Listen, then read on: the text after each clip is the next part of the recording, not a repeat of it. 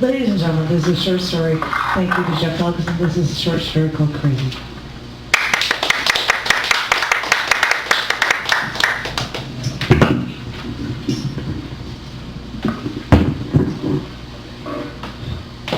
This dialogue is transcribed from repeated visits with a patient in the Aaronsville Correctional Center in West Virginia. Madeline, a 36-year-old woman, was sentenced to life imprisonment after the brutal slaying of her boyfriend during sexual intercourse. According to police reports, Madeline sat with the remains of the man for 3 days after the murder until police arrived on the scene. They found her in the same room as the body, still coated with blood and malnourished. 3 doctors studied her behavior for a total period of 8 months. And the unanimous conclusion they reached was that Madeline was not of sound mind when she committed the act, which involved an ice pick, an oak board from the back of a chair, and eventually a chef's knife.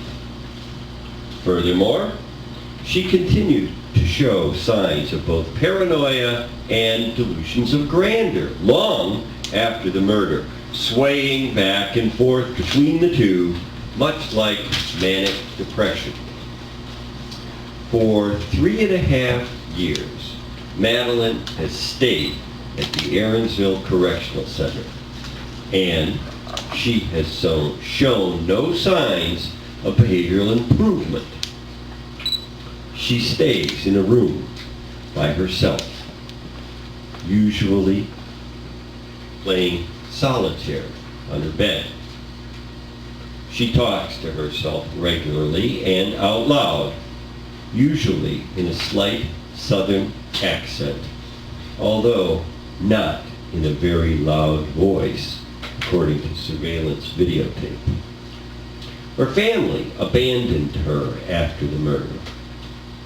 Occasionally, she requests newspapers to read, but she's usually denied them.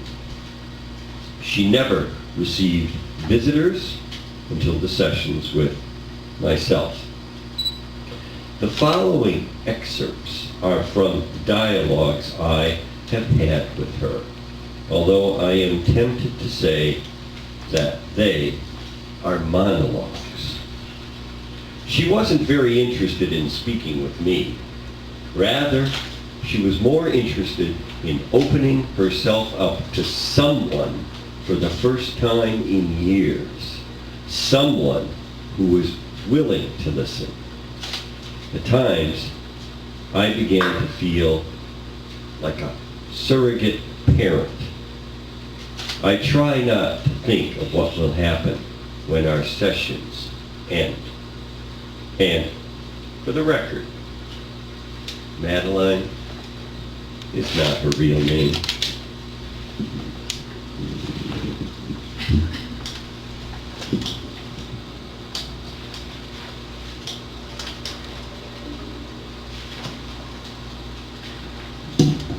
I know they're watching me. They've got these stupid cameras everywhere. See, there's one behind the vent there. Hide there. And they've probably got some behind the mirror where that window used to be. And you know, they probably actually have some behind where the windows used to be, but they also probably had some behind where the mirrors used to be as well. It wouldn't be so bad, I guess. I mean, there's not much for me to do sitting here anyway. But they watch me when I dress, too. I mean, watching me when I'm naked. What is that supposed to do to a person? Now, I don't know what they're watching for anyway. It's not like I do anything in here. I eat everything with a spoon. I ain't never been violent. And all I ever do over here is sit over here in this bed and play solitaire. Solitaire's really actually very relaxing, you know, and I think it keeps your brain alive too. And most people think that you can't win at solitaire, like the chances of winning are like 2% or something, but the thing is, you can win like half of the time. And I think that's a key, too, knowing that you can win half the time. I mean, the last 4 rounds I played, I actually won 2 of the rounds. Now, like, I don't say that go praise me or anything because I won 2 rounds of solitaire, but it makes a point that as long as you know what you're doing and you actually think about it, your chances are that you will win. I mean, the odds are better. I think people just forget to watch the cards. Half the time, the reason why you lose is because you forget something so obvious. It's like you're looking for a card through the deck, and the whole time it's just sitting there in another pile just waiting to be moved over. And the whole time you just forget to move it. People just forget to pay attention. They gotta pay attention.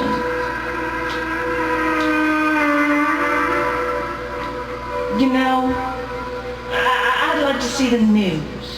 I hate TV, but I'd like to see what other acts other people are doing. Anything like mine? Has anyone else lost it like me? You know, I bet my story wasn't even on the news for like more than 30 seconds. And I bet the news person had this tone to their voice that was just like, oh, that poor crazy thing. Like, that's what you get when you lose it, I guess. But I want to see what's happening in the real world. I just want to see what, you know, the weather is like, even though I ain't never seen the sun in like a year or 2. Or to hear sports scores. They won't let me have a TV in this room. I think they think I'm gonna like hotwire or something, like I'm gonna try to electrocute the whole building with a stupid television set. They let me have a lamp in here though, like I can't do anything with that, but no TV. They won't even let me have a newspaper. I mean, what is a person gonna do with a newspaper? Like, set it on fire or something? I mean, if I had matches or something, but it's like this. I ain't never been violent to nobody in all the time I've been here, and I haven't laid a hand onto a guard even though they have tried so many times to lay a hand on me, and I haven't caused one single problem in this whole damn place, and what do I get? I don't even get a TV or a newspaper. You know, I don't really have an accent. You see, don't I sound a little different now with my regular voice? I picked it up, that southern voice, when I decided to start sounding crazy. You see, I'm not really crazy. I just know what kind of shit they do to you when you're in prison. I think it's bad enough in here. I would have had the shit kicked out of me. I'd have been sodomized before I knew it if I was in prison. I think this voice makes me sound a little more strange. I'm actually from New York. I moved a lot. I spent a lot of time actually in my early years in Ohio. But if just change my voice a little, Raul, will help me from going to prison, well, I can do that. Here it's kind of nice. I don't have to deal with people that often, and all the crazy people around here think I'm some sort of tough bitch because I mutilated some guy who was raping me. Oh, you didn't hear that part, did you? You know, those damn lawyers thought it was, since I wasn't a virgin, I must have been wanting him all the time. And he wasn't even my boyfriend, he was just some guy that I knew. We went out every couple of weeks, and I never even slept with him before. What a fucked up place. You see, I gotta think of it this way. I really had no choice but to do what I did. In a way, it was self-defense because I didn't want that little piece of shit doing this to me. I mean, what the hell gave him the right to do that? Where does he get off taking me like that? Like I'm some butcher shop piece of meat that he could just buy and abuse or whatever. Well, anyway, I know it's all self-defense and all, but at the same time, I know I flipped, but it's because of, well, shit that happened to me in my past. And yeah, I know. Yeah, I didn't come from any rich family like you did, and I never even came from a family with a dad. But when you go through all of these boyfriends boyfriends of your mom coming in and hitting you or touching you or whatever, you know it's going to mess you up. Yeah, I know people try to use the "my parents beat me" line, and it's getting to the point where no one really believes it anymore. But if some person goes through all of their life suppressing something that they shouldn't have to suppress, then one day it's just going to come up and hit them. It's going to punch them in the face. It's going to make them go crazy, even if it's just for a little while. Hey, I won. Cool. Society's kind of weird. You know, it's like they teach you to do things that aren't normal, that don't feel right down deep in your bones, but you have to do them anyway because someone somewhere decided that this would be normal. Everyone around you suppresses stuff. And when you see that, it tells you that you're supposed to suppress it and not hide it from the rest of the world too. Like, we all just hide for a little while and it'll just go away. Maybe it does, until someone like me blows up and can't take hiding all that stuff anymore.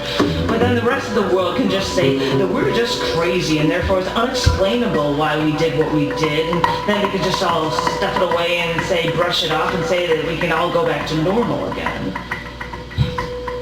It's like emotion. People are taught to hide their emotions. Men are taught not to actually cry or things, and women are taught to be emotional, and men are told to think that it's crazy. So when something really shitty happens to someone, like a guy loses his job or something, and then he just sits in front of a friend and he breaks down and cries, the other guy thinks that he's crazy for crying, and then the guy rejects the guy that's crying, making him feel even worse, making the guy bottle it all back up inside of him. I think people are like Pepsi bottles. Do you remember those glass bottles? Pop always tasted better out of those bottles. You just fit your lips around them better. It just tasted so much more awesome. You could swig it down. Well, I think people are like Pepsi bottles. Like, they have all this potential for all this energy, and the whole world just keeps shaking them up, and then some people lose their heads, and the top goes off, and all this icky stuff comes shooting all over the place, and all these other Pepsi bottles want to hide from all that poor stuff, and then that poor guy has no Pepsi left. How can you do anything when you've got no Pepsi left?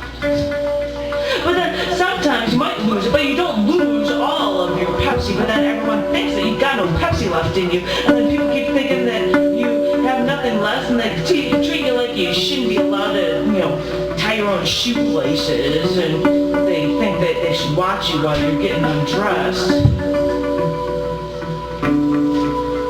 Can anyone turn those cameras off?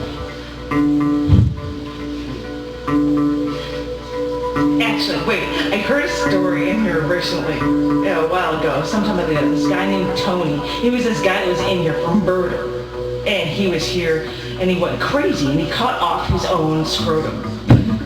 Now, I don't know how a man survived something like that, but I guess he did, because he was in here, and from what I hear, he was afterward, without any balls, using the payphone that was in the front, and calling 1-800 numbers to prank whoever was on the other end of the line. Now, I guess he kept calling these two women, and they just couldn't take it anymore, so I guess they traced the call or something. And they got the number for this hospital, and they talked to his doctor. I think he told them that Tony cut his balls off. Now, I thought doctor-patient records were private, but I suppose that doesn't matter because we're just crazy prisoners. Killers don't matter or anything. But he told these girls that Tony cut his balls off. So anyway, after a while, this guy, Tony, calls them back. He starts talking dirty to them, not knowing that they knew he was a murderer with no balls. And they just laughed and made fun of him and told him that they knew. And he just hung up in the phone and he never actually called him back. It's a true story. I swear to God. I mean, can you imagine him wondering how they knew? Or were they just making this stuff up as a joke?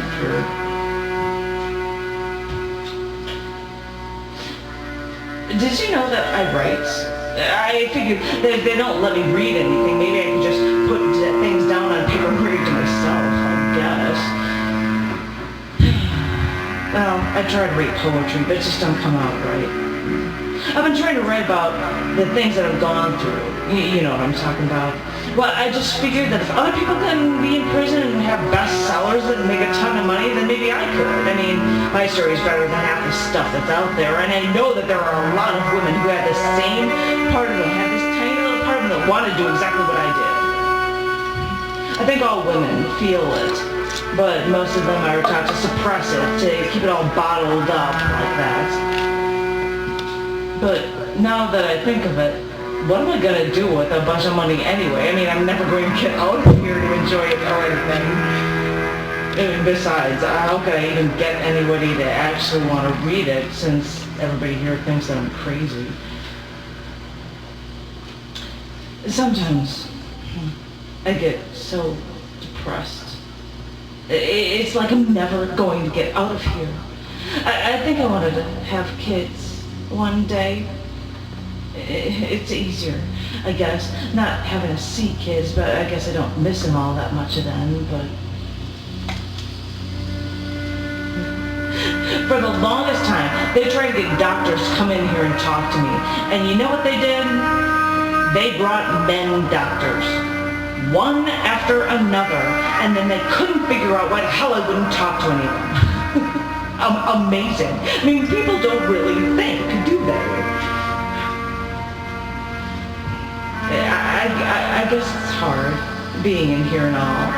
I mean, I was going to go back to school. I'd already taken my GED and graduated high school, and I was going to go to a local community college. It was going to be different. Sometimes I wonder, you know, why this hadn't happened to me, why I had to snap. I really don't think I could have controlled it, or I don't think it could have gone any other way. It's hard. I have to find stuff to do because sometimes all I want to do is just sleep all day and night, and I suppose I could, but then what had happened to me? At least if I read a book about my life, about this whole stupid world, then maybe everyone would understand. It wasn't really my fault. I mean, I think we women have enough to deal with in our regular lives, and then they heap all of this sexism crap on us, and they just expect us to not be angry about it because we're taught to deal with it all of our lives. Maybe this guy was a straw that broke the camel's back or something. Maybe he was just some rapist. Maybe he was just another drunk guy who thought he could do whatever he wanted with me because he was the man and I was his girl. Or some shit that didn't even matter, but shit does matter. At least to me it does. I know I've got a lot of healing to do, but I haven't really thought about doing it. I mean, what have I got to heal for anyway? To get out of here and go to prison? Then I'll just get abused by guards over there, have to watch my back every second of the day. At least here people watch my back for me. They think everything and anything in the world could harm me, even myself. So they'll do everything to protect me so much. They're so overprotective that nothing can go wrong. Unless it goes wrong in my own mind.